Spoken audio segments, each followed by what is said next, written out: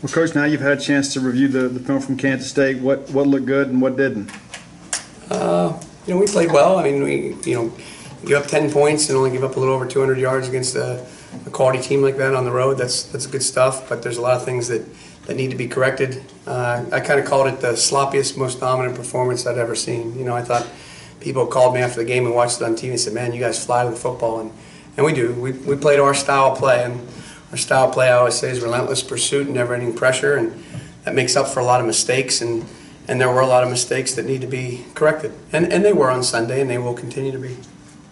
You mentioned last week that the Kansas State offensive line was one of the better ones that Mississippi State was going to face this year. How do you feel that your guys did in that matchup? We held them to, achieved our run goal, 3.2 yards a rush. I think we had 8 tackles for loss, and I think we had 4 sacks. Although we were playing a very, very good offensive line, I think we have a very, very good defensive line. And I think Jeffrey Simmons and Montez Sweat and that crew, continue to show why they deserve all the recognition they're getting. I think so far so good. I don't think I think they have a good work ethic. I don't think they've swallowed a lot of the poison.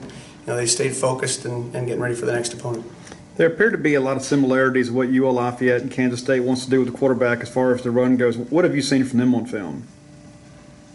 Yeah, there's some. I mean, Nunez, 7 and 17 are good quarterbacks. It's hard to say. It's one game. I will say this. We've watched a lot of Arizona State film. Billy Napier is the head coach. I will say this, after watching all the Arizona State film from a year ago in the opening game against Grambling, I think he's an outstanding play caller. I think he's got a great scheme.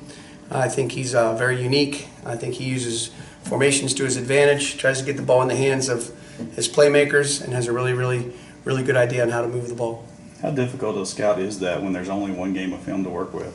It's kind of weird, because you're watching, you go back and forth, you break down the film, in Arizona State games and Lafayette game against Grambling are part of our breakdown. And you watch the Lafayette game certainly because it's this year and it's their personnel executing it. But to get the tendencies, in a one-game breakdown, which was X amount of plays, I'm not sure how many plays it was, you wouldn't have all the situations that you need to have covered during the course of the week. So we went back and got as many as we could from last season, and just trying to get in the head of what Coach Napier would call in a particular situation, and what his thoughts and ideas are, and also the O-line coach who came with him, who has the title of offensive coordinator. I'm not between the two of them. I'm sure they're calling the run game and the pass game, but yeah, they have good skill. The quarterbacks can both throw and run.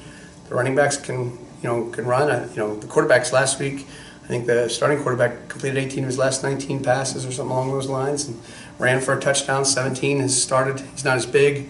He's a left-hander, but he's made some plays in the past. Obviously, Coach Hudspeth gave us a fairly detailed scouting report on a lot of those guys. So that was very, very helpful this week.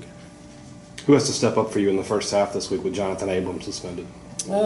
His next man up. It's just how it goes. I mean, Chris Rayford and Stephen Adegoke, and John missed some time during training camp, and both those guys played, and they played very well. So I'm supremely confident that they'll do a good job. I'd also say that Mark McLaurin, needs to just step up and provide the leadership that he always does, and maybe +1.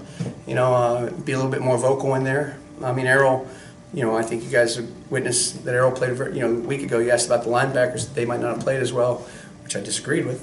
And I thought Errol really stepped up and had an outstanding game this week. Whether it was blitzing, whether it was playing the pass, whether it was commanding the team. And so, I mean, I guess in some ways Errol does too. But Errol will do a good job, and that's one of the keys this week. These guys have a lot of formations, very unorthodox formations, whether it's empty, unbalanced formation into the sideline, and they'll utilize any and all of them if we don't get aligned correctly.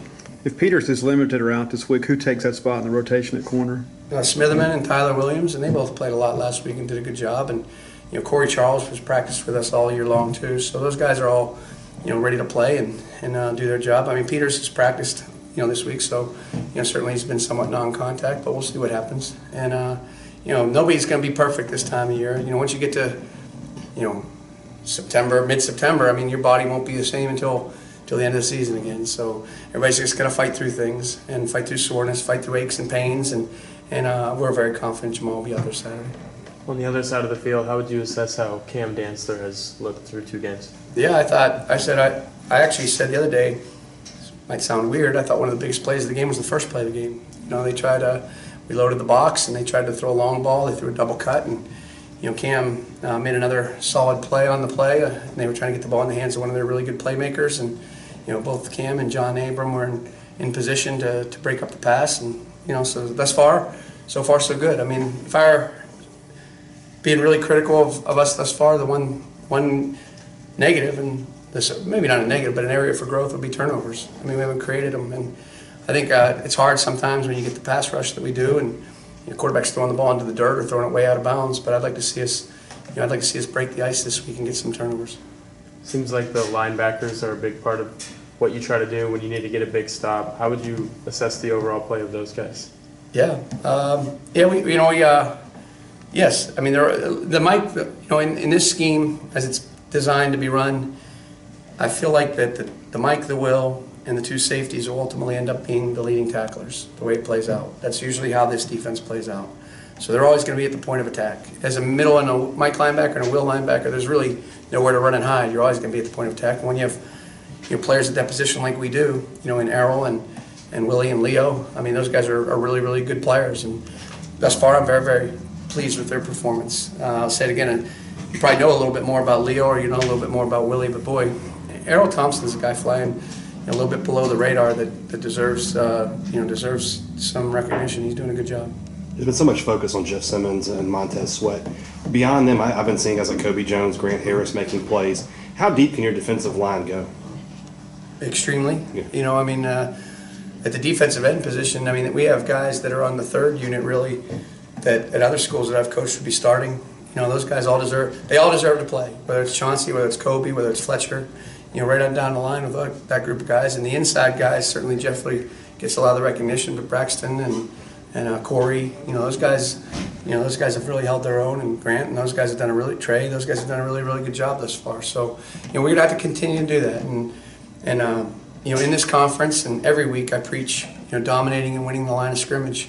And I mean, I know you've heard this phrase before, but the SEC really truly is a line of scrimmage league, and the team that wins and controls the line of scrimmage week in, week out, day in, day out is going to be the one that has the most success.